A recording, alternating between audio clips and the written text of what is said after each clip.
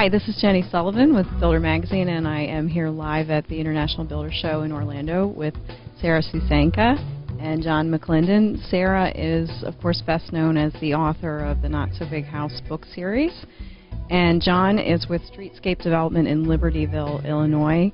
And I just came from a very cool session on the Not So Big community, and I guess the first question that I want to ask of these two who are partnering together on a project is, what is a Not So Big community? Is there how do you define it? Is there an actual size, or is it more of a philosophy? It's more of a philosophy, and actually what I was saying in our presentation is that just like houses come in all sorts of shapes and sizes, and Not So Big is really not about the size so much as the quality and character of home. The same is true of Not So Big community. So I enumerated some characteristics that I'm looking for in what I'm hoping to create in these Not So Big communities. Beauty is important, something where it's like the inspiration that we get from some of the old communities in Europe, that we all love. Learning the lessons of the Not So Big house, so designing houses that really address the street as much as they do the backyard, so that there's interconnection between people and homes. Learning from new urbanism, there's a lot of lessons that we've learned over the last 20 years about how to build better communities. I want to stand on the shoulders of those that have gone before. An influence of a book called A Pattern Language by Christopher Alexander, which helps us to rethink how we build communities in particular so that they're really vibrantly alive. Designed for multi-generational living, so that they're designed so that you can grow old there and you can grow up there, both. And I think it's really something that, especially for boomers who are looking at what we do currently and think, I don't want to go there, we need a different kind of community that is designed for all generations, so it's really a high-quality village character. Now, SchoolStreet Homes is a boutique infill development in Libertyville, and Sarah, as I understand it, you are designing a show house to go there in the context of this project. And the project is kind of a lemons to lemonade story. It's the classic tragic tale of a project gone wrong. And John, I'm wondering if you could just talk a little bit about how you discovered this opportunity and what you're doing with it. Sure. The project, the overview of the project, it's 26 single-family homes, and we're also, there's a historic school, about a 20,000 square foot school, that will be converting into 15 urban lofts. The setting is right adjacent Libertyville's vibrant downtown. I happen to be a resident of Libertyville, so that's how I found it, right in my own backyard. The history of this project was that the city, and it's with great foresight, pulled together this property, collection of properties over the last 20 years. About 6 or 7 years ago, there was a request for proposal to a number of developers who competed, and they all pretty much came up with a townhome solution, keeping the school as lofts. The story was about 4 or 5 years ago the project started. The previous developer built 5 townhomes, 1 single building. They sold 4. The market turned, and really the deal went sour. And over the course of the next year and a half, the bank foreclosed on the property. And we were fortunate to know about the property. As you can imagine, so many folks were looking to buy the property because of the opportunistic buy of foreclosure in a great community. We were the only developer, though, that looked at it and retooled it in a way where we said we don't think that townhomes are the right product. We looked at it being single-family homes. Now, for perspective, these lot sizes are 29 feet wide, and they were designed for townhomes.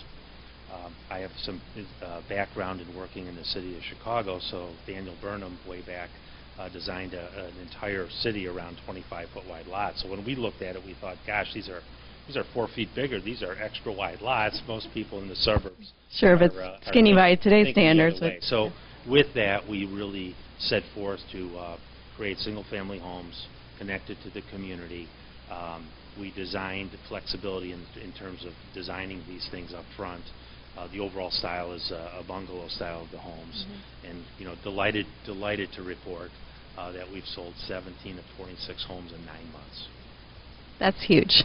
And Sarah, can you speak about how the house that you're designing sort of will stand as a prototype for the types of homes that would fit into these sorts of communities?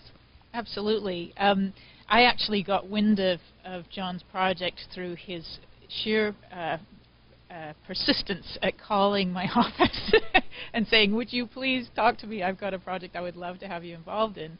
And I had actually at the time been thinking that I would be trying to find a partner in a production builder to start to unveil more about Not So Big House design into the mass market. What I learned very quickly, I actually did a presentation at one of the big builder conferences and realized that although they all thought this was really a cool idea, nobody wanted to take the risk right now of doing something that actually was a bit more dollars per square foot. You know, so although the square footage of my houses are smaller, anything that has more dollars associated and is new they were fearful of. So John happened to be doing what I would call a semi-custom line of houses where all the houses are using the same products, but each one has its own unique characteristics. And as we started to talk, I realized this was actually a much better opportunity for me because we could design a house that did illustrate a lot of the principles that I talk about in the Not So Big House, like ceiling height variety, some built-ins, and really customize a more a product that can be mass-produced. So we're, in this project, only going to have 4 maximum of the design that I am creating for this community with 4 different faces.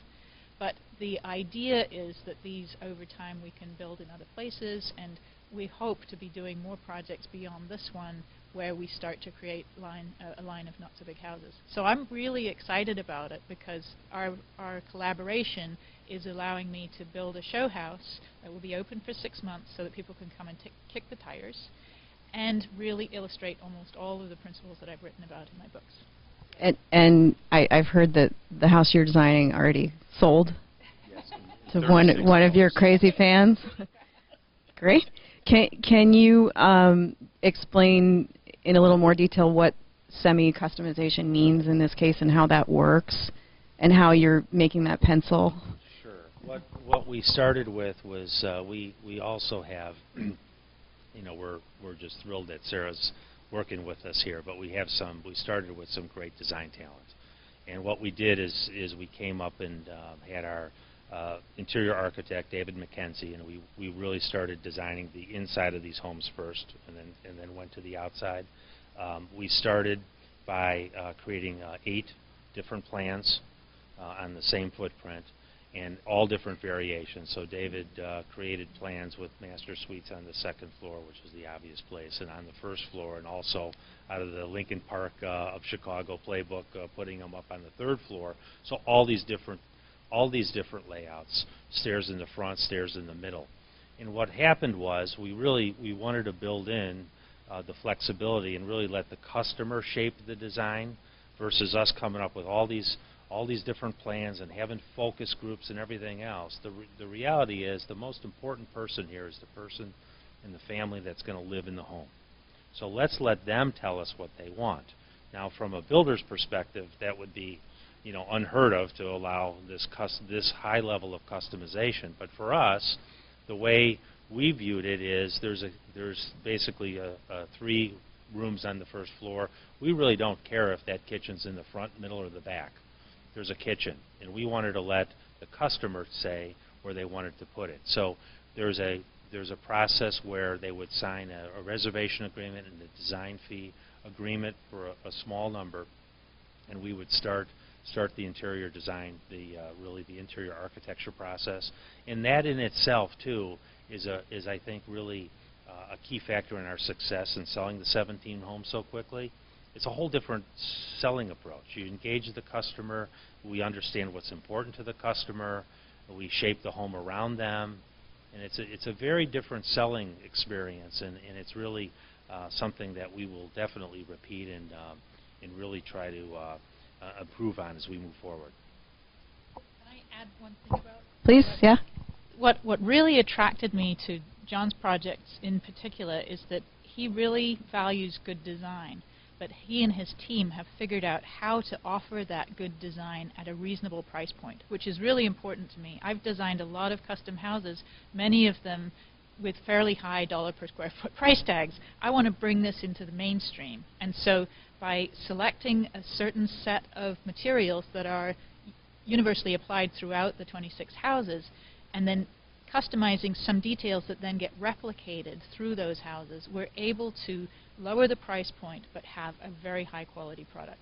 And I think for a lot of homeowners, and I know my fan club, that's what they are looking for. And so this is a tool by which to help them get the quality and value that an architect would bring without having to spend a year in the process of trying to create that house.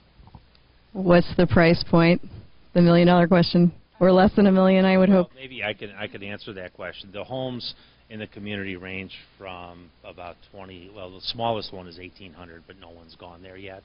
So the homes that have been purchased are really in the 2,200 to maybe 3,200 square foot price range, or square footage. Prices range from about $500,000 to 700. So it's between 500 and 700. Sarah's home, we're delighted to report, is going to be at the 600 target. Because Sarah made it very clear up front that Sarah doesn't want a home that just stands out and is the very expensive home in the community. It's right in there because, you know, we want to get to, you know, serving a lot of people that want good design. So it's right in the middle. A very innovative solution for very interesting times. Watch for a bigger story about this project in the new and improved redesigned Builder magazine. Thank you.